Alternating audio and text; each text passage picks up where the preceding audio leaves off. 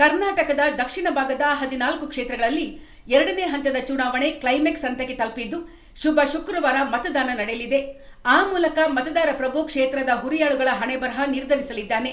ಸರಿಸುಮಾರು ಸತತ 1 ತಿಂಗಳಿಂದ ಮತದಾರರ ಓಲೈಕೆಗಾಗಿ ಅಭ್ಯರ್ಥಿಗಳು, ರಾಜಕೀಯ ಪಕ್ಷಗಳು ವಿಧ ತಂತ್ರ ಪ್ರತಿತಂತ್ರಗಳೊಂದಿಗೆ ಅಬ್ಬರದ ಪ್ರಚಾರ ನಡೆಸಿವೆ. ಎಲ್ಲ ಆಶ್ವಾಸನೆ ಭರವಸೆಗಳನ್ನು ಕೇಳಿಸಿಕೊಂಡಿರುವ ಮತ್ತು ಪರಸ್ಪರ ಆರೋಪ ಪ್ರತ್ಯಾರೋಪಗಳ ಮಧ್ಯೆ ತಮಗೆ ಯಾರು ಹಿತವರೆಂದು ಸ್ವತಃ ನಿರ್ಧರಿಸುವ ಮತದಾರ ಪ್ರಭು ಮತಗಟ್ಟೆಯತ್ತ ಹೆಜ್ಜೆ ಹಾಕಲು ಸಿದ್ಧತೆ ನಡೆಸಿದ್ದಾನೆ. ಚುನಾವಣಾ ಆಯೋಗದ ಮಾರ್ಗದರ್ಶನದಂತೆ ಕೊಡಗಿನಲ್ಲಿ ಶಾಂತಿಯುತ, ನ್ಯಾಯಸಮ್ಮತ ಮತ್ತು ಪಾರದರ್ಶಕ ಮತದಾನಕ್ಕೆ ಜಿಲ್ಲಾಡಳಿತ ಮತ್ತು ಜಿಲ್ಲಾ ಪೊಲೀಸ್ ಇಲಾಖೆಗಳು ಸಿದ್ಧತೆ ಮಾಡಿಕೊಂಡಿವೆ.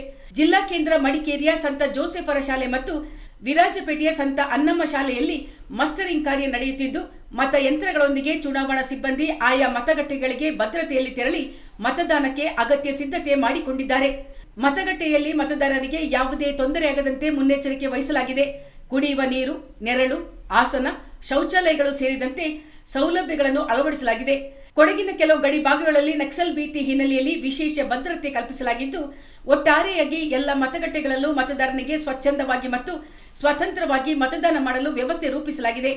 ಮತದಾರರಿಗೆ ಆಮಿಷ ತೋರಿಸುವುದು, ವಾಹನಗಳಲ್ಲಿ ಕರೆದೊಯ್ಯುವುದು ಇತ್ಯಾದಿ ಅಕ್ರಮಗಳನ್ನು ತಡೆಯಲು ಆಯೋಗ ಕಟ್ಟುನಿಟ್ಟಿನ ಕ್ರಮವನ್ನು ವಹಿಸಿದೆ. ಕೊಡಗಿನಲ್ಲಿ ಸಾಕ್ಷರ ಮತದಾರರೇ ಹೆಚ್ಚಿರುವುದರಿಂದ ಜವಾಬ್ದಾರಿಯುತವಾಗಿ ತಮ್ಮ ಹಕ್ಕನ್ನು ಚಲಾಯಿಸಿ ಪ್ರಜ್ಞಾವಂತಿಕೆ ಮೆರೆಯಲು ಜಿಲ್ಲಾಡಳಿತ ಕೋರಿದೆ. ಶುಭ ಶುಕ್ರವಾರ ಮತದಾನದ ಹಬ್ಬ. ಜನತಂತ್ರದ ದೊಡ್ಡ ಹಬ್ಬವನ್ನು ಸಂಭ್ರಮಿಸಲು ಕೋಟ್ಯಾಂತರ ಮತದಾರರು ಕಾಯುತ್ತಿದ್ದಾರೆ. ಕಾರ್ಮಿಕರು ಮತ್ತು ನೌಕರರಿಗೆ ಮತದಾನ ಮಾಡಲೆಂದು ಬಹುತೇಕ ಸಂಸ್ಥೆಗಳು, ಎಸ್ಟೇಟ್ಗಳು, ಕಂಪನಿಗಳು ರಜಾ ಘೋಷಿಸಿವೆ. ಬೆಳಿಗ್ಗೆ 7ರಿಂದ ಸಂಜೆ 6 ಗಂಟೆವರೆಗೆ ಮತದಾನ ನಡೆಯಲಿದೆ. ಬನ್ನಿ, ಶುಕ್ರವಾರ ತಪ್ಪದೆ ಮತದಾನ ಮಾಡುವ ಮೂಲಕ ಸಂವಿಧಾನ ನೀಡಿರುವ ಹಕ್ಕನ್ನು ಜವಾಬ್ದಾರಿಯುತವಾಗಿ ಚಲಾಯಿಸೋಣ.